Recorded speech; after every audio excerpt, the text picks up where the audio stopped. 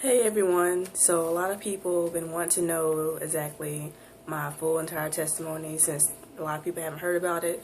So I decided now to make it. I'm going to start from now and then work one way backwards. So this summer I was washing dishes, and while I was washing dishes this voice spoke to me and said look at the tree, and I'm just like there's nobody around who's talking to me. So it said again, look at the tree. So I looked at the tree, and the voice was saying, trees been here for like since beginning of Earth time and everything. And if you're a little kid and you see that tree, you can believe it's been there the whole time. Like nobody planted a seed or nothing like that. And he was saying, homosexuality is the same way. How something happens to the person, and the devil comes in, plants a seed in their head, and then slowly starts to grow and become a root, and then a tree sprouts out, which is how it all started and everything. So for my root and everything, mine was self-esteem issues. Back when I was young, a lot of people, well, I would say like third grade, a lot of people didn't like me. I was teased a lot, but I was dressed and everything, and I'm already, really small, so it wasn't really helping a lot. So guys never liked me. A lot of people be like, yo, you need to gain some weight, you need to wear better clothes and everything. And that brought my self-esteem down to the point where all people that seemed like they liked me was the people in my church. And then somehow that all started me having crushes on the people in my church, stuff like that. So that was like elementary school. Middle school, it was still growing and everything. I started liking different people in my school.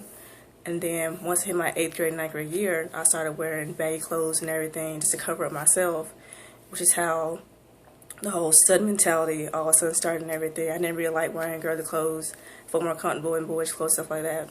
So 9th grade is when I had my first girlfriend, and that would last about 2 years. And then 11th, 12th grade, I had another one, and it was to the point where I ended up getting in trouble with that person at school. It was so bad. The principal was like, you need to see your parents and everything. And I was scared because my folks, I knew they were going to kill me. So I went and, went home, told my parents what happened and everything. And it was so bad, they were like, we can't have you here no more, we're kicking you out of the house. So I was kicked out of the house for about a month. This was like my senior year. So during that time, I felt like, lonely. I didn't really know what was going to happen to me, stuff like that.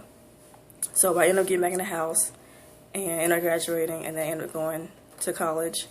And the first 3 years of college, I was still having more girls. I was dressing more and more boyish. I was looking more and more like a man. Started drinking, started smoking, started being addicted to porn, and it was like my life was basically spiraling out of control until this past year. Next thing I know, I was only drinking and smoking just to get rid of the pain I was feeling. Like I wasn't happy inside. On the outside, I showed I was happy with everything. Go to gay pride, go to the clubs, stuff like that. Support them. But at the same time, I was just like, there's more to life than this. I just wasn't happy. Every single relationship I was in, it just wasn't really working. So this past year, I was smoking weed one day with a friend. It was actually at night. And I remember, inhaling it, and then next thing my throat closed up, and I couldn't breathe no more. And I would tell them, like, so I'm trying to let them know, just my throat is closing up, I can't breathe and nothing like that. And they're just like, just breathe, just breathe. I'm just like, I can't and everything. And all of a sudden, it was like somebody snapped their fingers, and my throat opened back up, and I could breathe again. And since then, I was like, well, I'm not smoking no more. And then that same weekend, I found out that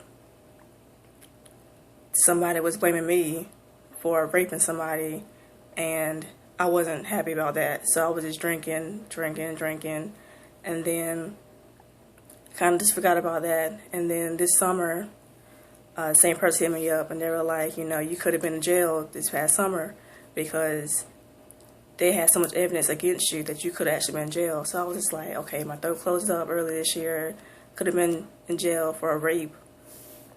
And I was just like, there's more to it. And it was to the point where I just reached the bottomless pit, and I was just like, you know what? I'm done with this and everything. Just forget there's more to it. So this summer is when I got saved, and that same summer is when the voice had spoke to me. So since then, I decided to quit, but I was never delivered from it. And then I switched to another school, and when I was at the school I'm at right now, I met some more people who were all about God and everything, and they were helping me overcome and stuff like that. But my problem was I was still attached to one of my exes. I couldn't let them go.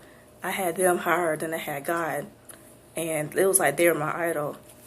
So one service we went to, the preacher was saying how, sometimes people don't want to let go of things, and they know they need to get closer to God. And I knew he was talking to me. So that day, I decided to let go of that person. I got rid of everything that I had of them. I deleted everything. And that day, I just felt this cold piercing inside my heart. It was just emptiness. I was just like, I hate this feeling. I don't know what's going on. I was going crazy. And that's when I was telling people about it. And they were like, just pray. This has something to fill you up. And I was like, okay. So I started praying. I was like, Lord, give me something, whatever it is you're supposed to do to fill it up and everything.